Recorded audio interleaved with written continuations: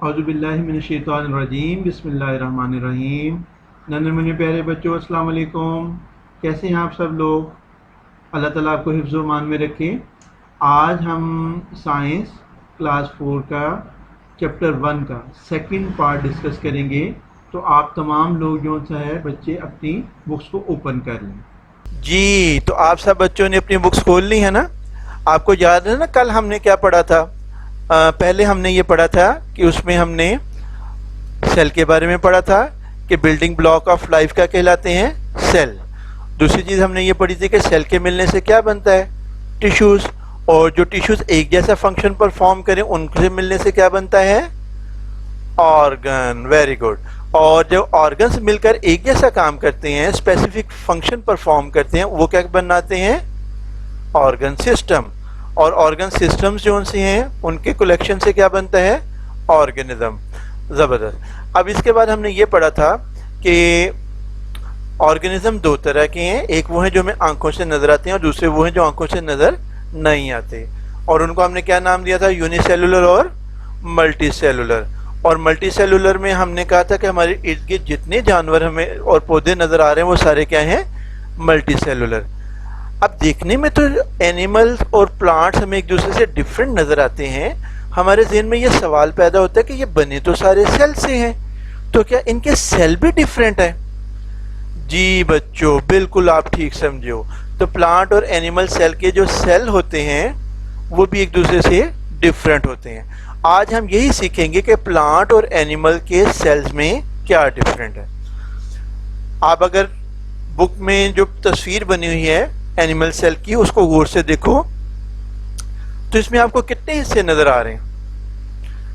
जी, तो इसमें जो 4 हिस्से आपको 4 पार्ट्स आपको नजर आ रहे हैं, उनमें सेंटर में क्या नजर आ रहा है? न्यूक्लियस। ये ऐसे लग रहा है ना जैसे कोई अंडा जर्दी समेत पड़ा हो। ठीक है, तो जिस तरह अंडे में जर्दी दरमियान में होती है और फिर सफेदी होती है, तो बिल्कुल उसी तरह अंडे जैसे ही लग रहा है। तो जो एनिमल सेल होते हैं वो ओवल होते हैं, अंडे जैसे गोल गोल से। ठीक है, और उनके सेंटर में क्या होता है? एक न्यूक्लियस। न्यूक्लियस का क्या काम है? न्यूक्लियस जो है ना, इसका सरबराह होता है, वो सेल को तमाम हिस्सों को कंट्रोल करता है। वो बताता है कि किसने क्या काम करना है, उनको डायरेक्शन देता है। और अगर सेल में कोई चीज़ टूट फूट जाए तो उसको रिपेयर भी करता है किसी मुख्तलिफ पार्ट्स की। तो इसलिए ये ब्रेन की तरह काम करता है, दिमाग की तरह। हमारे जिस तरह बॉडी के पार्ट्स को ब्रेन कंट्रोल करता है ना, इसी तरह सेल के पार्ट्स को कौन कंट्रोल करता है? न्यूक्लियस। अच्छा, न्यूक्लियस के इर्द गिर्द अगर आप देखो तो ऐसे लग रहा है जैसे न्यूक्लियस किसी दरिया में तैर रहा है। तो वो जो इसके इर्द गिर्द चीज़ है उसको हम क्या कहते हैं? वो लिक्विड साइड जो हिस्सा होता है उसे हम क्या कहते हैं? साइटोप्लाज्म। ये जो साइटोप्लाज्म होता है इसके अंदर जो है ना चीज़ें सस्पेंडेड फॉर्म में या फ्लोट करती हैं। इसमें मुख्तलिफ डिस्क लाइक स्ट्रक्चर होते हैं, जैसे दरिया के अंदर कश्तियाँ चलती हैं ना, तो इस तरह इसके अंदर भी मुख्तलिफ तरह के डिस्क लाइक स्ट्रक्चर होते हैं जिसके अंदर हम मुख्तलिफ चीज़ों को स्टोर करते हैं। अच्छा, अब साइटोप्लाज्म में आप जो छोटे से डिस्क लाइक स्ट्रक्चर नज़र आ रहे हैं उनको हम क्या कहते हैं? वैक्यूल। ठीक है, इन वैक्यूल के अंदर असल में हम चीज़ों को स्टोर करते हैं। जैसे पानी अगर होगा तो वैक्यूल के अंदर स्टोर होगा, फूड होगी तो उसके लिए फूड वैक्यूल होते हैं। इसी तरह से जो गंदी चीज़ें होती हैं, वेस्ट मटेरियल होता है, उसको जब सेल से बाहर निकालना हो ना सेल ने, तो वो इकट्ठा कर लेता है। जैसे घर के अंदर हमने एक डस्टबिन रखा होता है और डस्टबिन से हम कूड़ा सारा बाहर जो है ना दे देते हैं। तो इसी तरह से हम पहले सारा वेस्ट मटेरियल इकट्ठा करते हैं एक वैक्यूल के अंदर और फिर उसको सेल से बाहर निकालते हैं। तो वैक्यूल के अंदर चीज़ों को हम स्टोर करते हैं। ठीक है, और इसके इर्द गिर्द जो एक कवरिंग बनी हुई है जिसकी वजह से ये सेल हमें गोल गोल सा नजर आ रहा है, इसको हम क्या कहते हैं? इसको हम कहते हैं सेल मेम्ब्रेन। ठीक है, सेल मेम्ब्रेन जो सी है प्लांट से वो एनिमल सेल की शेप बनाती है और साथ इसको मटेरियल के अंदर और बाहर आने जाने को कंट्रोल करती है। ठीक है, ये क्या करती है कि इसके अंदर स्मॉल पोर्स होते हैं, छोटे छोटे से सुराख होते हैं, और इनमें से चीज़ों को मटेरियल को ये अंदर और बाहर आना जाना अलाउ करती है। इसी को हम कहते हैं पार्शियली परमिएबल मेम्ब्रेन है। पार्शियली का मतलब होता है थोड़ा सा, परमिएबल परमिशन से बना है कि इजाज़त देता है कुछ चीज़ों को आने की, ठीक है, कुछ चीज़ों को आने देता है और कुछ चीज़ों को आने नहीं देता, ठीक है। अब हमने एनिमल सेल के कितने हिस्से पढ़े, मिलकर दोहराओ मेरे साथ, 4। कौन कौन से हैं? सेंटर में कौन सा है? जबरदस्त, न्यूक्लियस। और तमाम सेल का सबसे इंपॉर्टेंट पार्ट यही है, ये उसके तमाम एक्टिविटीज को और रिपेयर को कंट्रोल करता है। अच्छा, इसके अलावा कौन सा है? साइटोप्लाज्म है, वैक्यूल्स हैं और सेल मेम्ब्रेन है, ठीक है। अच्छा, यही चारों पार्ट जो हैं अगले पेज पर आप देखोगे एनिमल की तरह प्लांट सेल में भी मौजूद होते हैं। अब प्लांट सेल की अगर आप डायग्राम देखो जी, तो ये चारों पार्ट आपको नजर आ रहे हैं ना, लेकिन यहां तो हमें थोड़ा थोड़ा सा डिफरेंट नजर आ रहा है। ये तो गोल नहीं है, ये तो ऐसे लग रहा है जैसे कोई रेक्टेंगल बिस्कुट सा पड़ा हो, ठीक है। तो प्लांट सेल गोल नहीं होते, ठीक है। अच्छा, इनके इर्द गिर्द जो है ना, सेल मेम्ब्रेन के बाहर भी एक चीज नजर आ रही है, उसमें हम क्या कहते हैं? Cell wall. वॉल का मतलब क्या होता है? दीवार। तो सेल के इर्द गिर्द एक दीवार सी बनी होती है, तो ये प्लांट सेल में मौजूद होती है। एनिमल सेल के अंदर सेल वॉल मौजूद नहीं होती।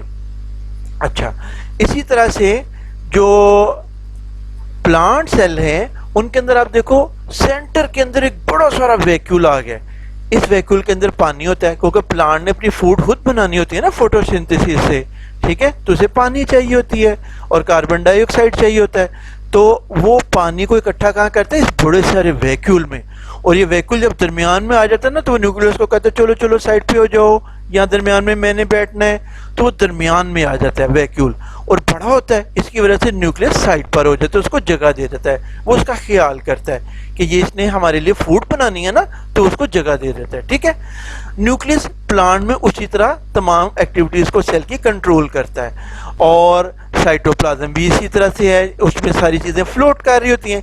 लेकिन एक चीज इसमें और नहीं आई है, वो क्या है? क्लोरोप्लास्ट। बिल्कुल ठीक आपने पूछा है। अच्छा, आपको देखते हो ना प्लांट के पत्तों का रंग, लीव्स का कलर कौन सा होता है? ग्रीन। वो ग्रीन कलर पता क्यों होता है? क्योंकि उसके अंदर सेल में क्लोरोप्लास्ट में ग्रीन कलर का पिगमेंट होता है, जिसको हम क्या कहते हैं? क्लोरोफिल। अच्छा, अब ये क्लोरोफिल क्या काम करता है ग्रीन कलर का? ये सनलाइट को ट्रैप करता है, एनर्जी हासिल करता है। जैसे आप घर में खाना बनाती हो ना आपकी मामा, ठीक है, तो उसको खाना बनाने के लिए उनको जो सा ना चूल्हे पर पकाती है ना, तो इसी तरह प्लांट के पास तो कोई चूल्हा नहीं है ना, तो वो क्या करेंगे? वो सनलाइट से एनर्जी हासिल करते हैं। और ये एनर्जी को कौन ट्रैप करेगा? क्लोरोफिल। और क्लोरोफिल एनर्जी को ट्रैप करके वाटर और एयर से कार्बन डाइऑक्साइड लेकर इनको आपस में मिलाकर फूड बनाएगा, ठीक है। और इस फूड को प्लांट भी इस्तेमाल करते हैं और हम भी इस्तेमाल करते हैं, और ये फूड बनती है फोटोसिंथेसिस में, ठीक है।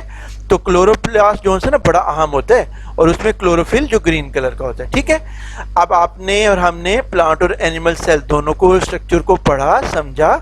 मेरा बेटा, आपने क्या करना है कि आपने इनकी प्यारी प्यारी सी खूबसूरत सी कलरफुल सी डायग्राम अपनी नोटबुक में बनानी है, उनके पार्ट्स को लेबल करने हैं, उनकी तस्वीरें खींचकर आपने व्हाट्सएप हमें करनी है। और आपने पूछा कि प्लांट और एनिमल सेल में 4 हिस्से एक जैसे हैं, 2 हिस्से प्लांट सेल में ऐसे हैं जो एनिमल सेल में मौजूद नहीं हैं। वो 2 हिस्से कौन से हैं, उनके नाम भी आपने हमें बताने हैं, ठीक है, कि कौन से 2 हिस्से हैं जो एनिमल सेल में नहीं है, प्लांट सेल में हैं, ठीक है।